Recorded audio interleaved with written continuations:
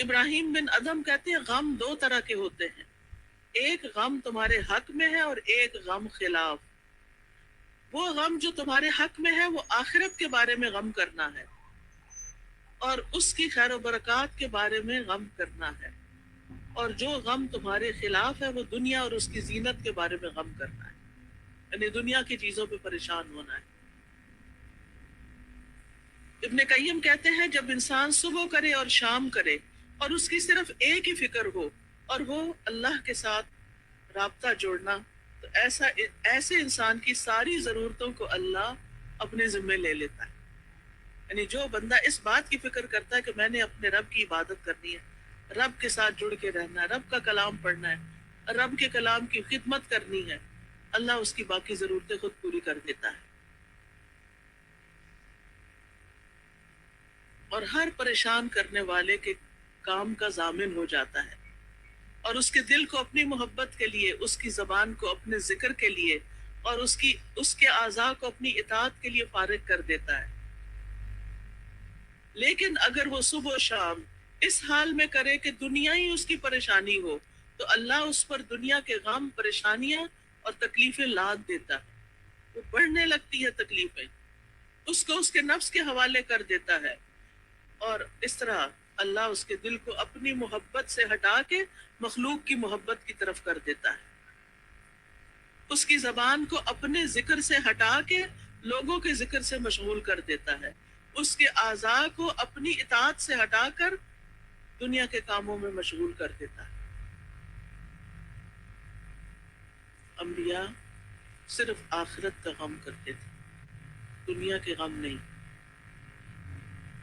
कुरान मजीद में आता है इन्ना अखलसनाहुम बिखालिसतिन ज़िक्रद्दार, हमने उन्हें खास सिफत के साथ चुन लिया जो असल घर की याद है, यानी आखिरत की याद। सुफियान रहमतुल्लाह अलैह कहते हैं वकानू लना खाशीन के बारे में कि गम उनके दिलों में फैल कर उनको पिघलाने वाला होता है और उनको साफ कर देता है। सहाबा भी आखिरत का गम लगाते थे, सलफ सालिहीन भी आखिरत का गम लगाते, यानी उनकी सारी फिक्र आखिरत होती थी। अगर कोई नमाज जाया हो जाती, कज़ा हो जाती, तो उसमें सख्त गमज़दा होते। इमाम ज़ोहरी कहते हैं मैं दिमश्क में अनस बिन मालिक की खिदमत में गया, आप उस वक्त रो रहे थे। मैंने अर्ज किया आप क्यों रो रहे हैं? उन्होंने फरमाया अब मैं इस नमाज के अलावा नबी सल्लल्लाहु अलैहि वसल्लम के दौर की कोई चीज़ नहीं पाता, और अब इस नमाज को भी ज़ाया कर दिया गया, यानी लोग इसे लेट करके पढ़ते हैं, ताखीर से पढ़ते हैं। अबू मूसा अंसारी कहते हैं मैंने अबू खालिद अहमर से कहा कि एक शख्स को अल्लाह रात की नमाज पढ़ने, कुरान की तिलावत करने और रिक्कत कल्बी में हिस्सा देता है, लेकिन वो उसको खो देता है और उस पर गम करता है। तो उन्होंने कहा ये गमों का गम है, यानी ये बहुत बड़ा गम है जो इंसान को नेकी में कमजोर पड़ने से लगता है। इसी तरह फितनों का गम, तो इसलिए अम्मार बिन यासिर लंबी मुद्दत तक गम करने वाले और रंजीदा होने वाले थे। उनका ज्यादातर कलाम ये होता था ए रहमान मैं फितने से तेरी पनाह चाहता हूँ। गम और परेशानी का इलाज करना चाहिए, गम पालने नहीं चाहिए अपने अंदर, यानी दुनिया के गम। आखिरत की तो फिक्र होगी, लेकिन दुनिया के, उसके लिए क्या करना है?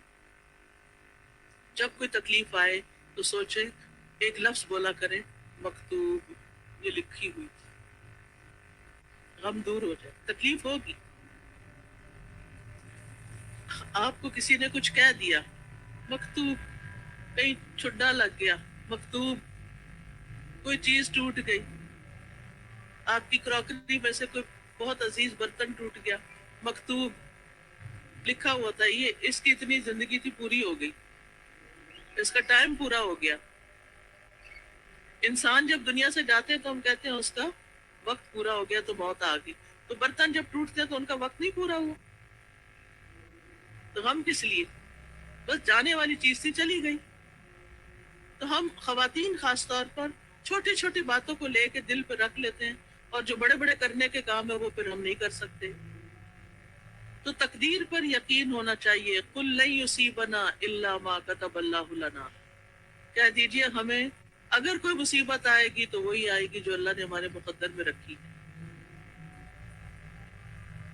پھر عام طور پہ ہم کہتے ہیں یہ فلاں کی وجہ سے ہوا، فلاں، دوسروں کو بلیم کرنا شروع کر دیتے ہیں. ہمیں یہ دیکھنا چاہیے، ہمیں یہ بات یاد رکھنی چاہیے.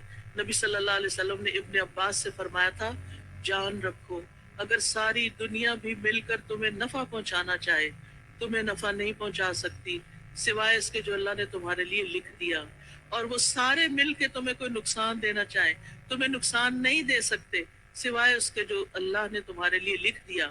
قلم اٹھا لیے گئے، صحیح پہ خشک ہو گئے. بندے آپ کو کچھ نہیں بگاڑ سکتے. لوگوں سے نہ ڈرا کریں. ہم بہت دفعہ لوگوں کے ڈر سے کوئی اچھا کام نہیں کرتے. ویسے بہت سے لوگ شادی والے دن نماز ہی نہیں پڑھتے. کیا اس کی پوچھ نہیں ہوگی کہ لوگ کیا کہیں گے؟ آج بھی نماز پڑھنی. غم والے دن نماز نہیں پڑھتے. ہمیں تو اپنی پڑھی ہوئی، آج کون نماز پڑھے؟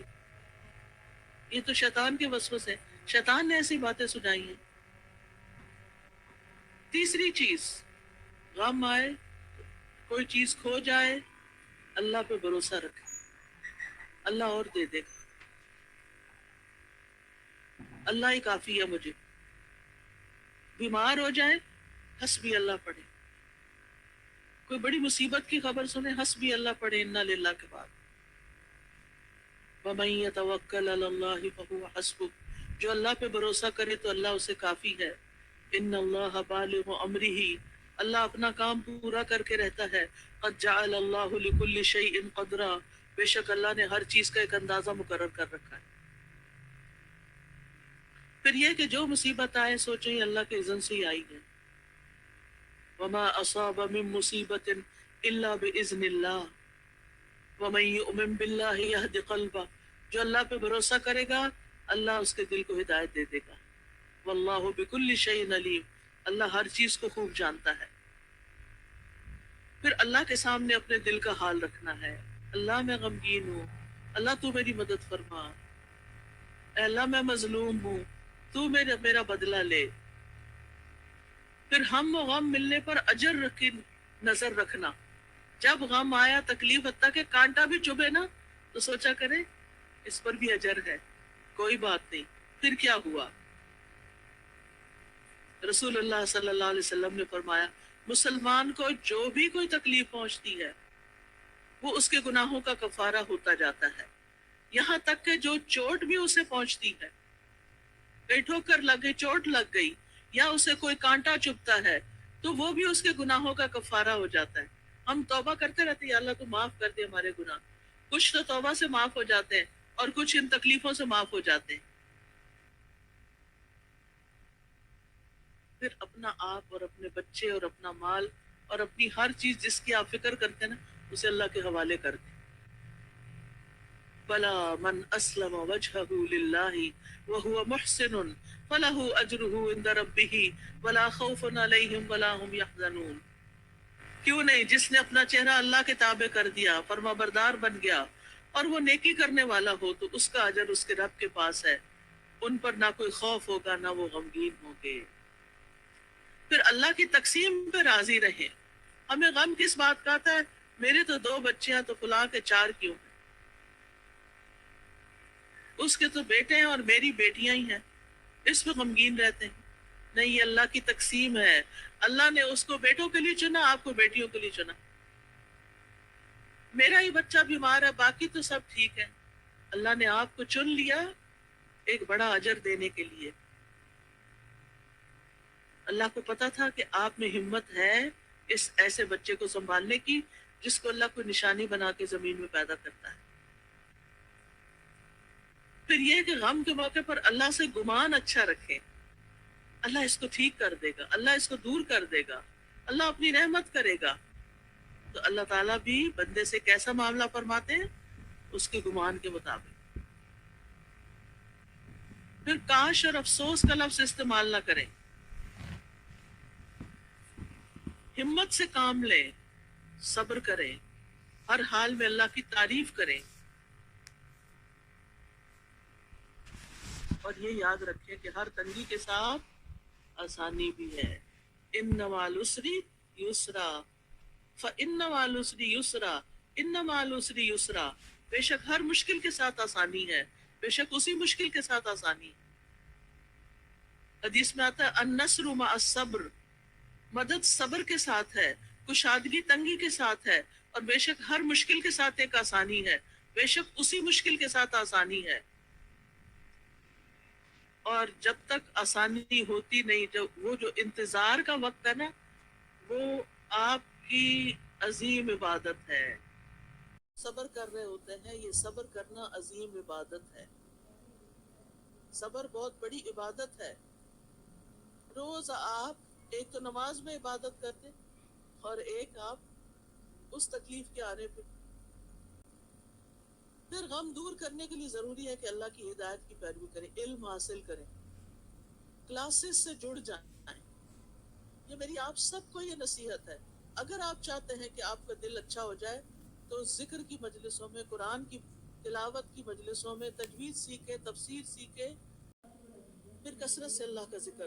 الا بذکر اللہ تطمئن القلوب، خاص طور پر تسبیحات کی کثرت.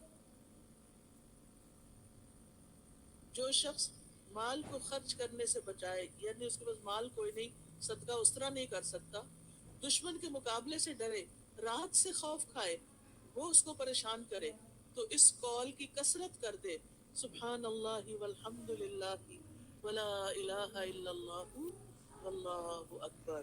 اگر آپ کو خوف آتا ہے، غم ہے، پریشانی ہے، اس ذکر کو زیادہ سے زیادہ کرے.